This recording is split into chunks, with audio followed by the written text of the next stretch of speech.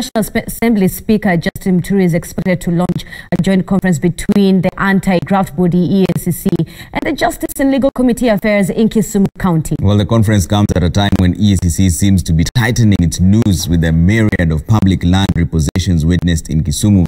Let's now bring in Laura Otieno. Laura, what is the expected outcome of this conference?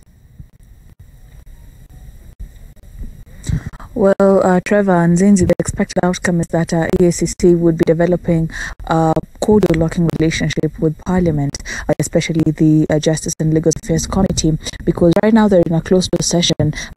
They have indicated to us that they will be giving a press briefing after they're done with that preliminary session.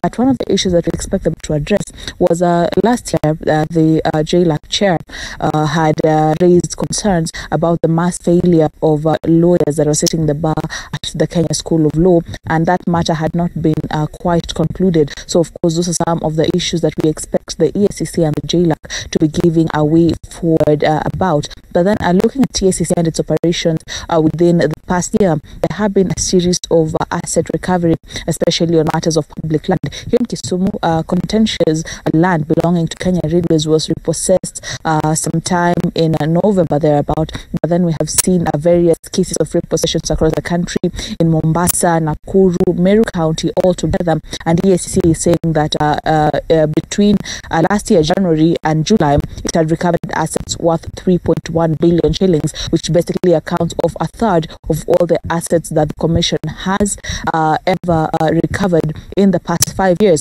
So, of course, moving forward, it will be interesting to see how the Commission will be handling its operations, considering that some of the cases involving public land touching on politicians and leaders that are perceived to be having some sort of influence within society.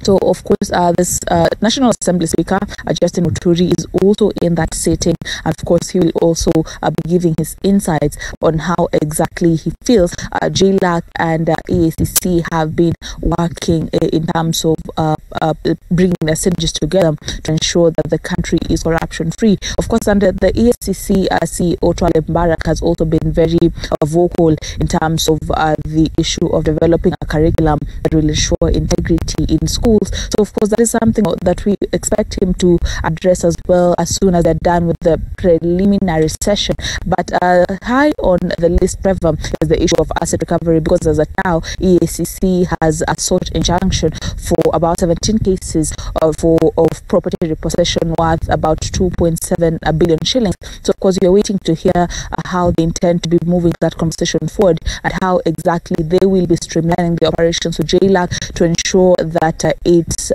mandate is implemented fully.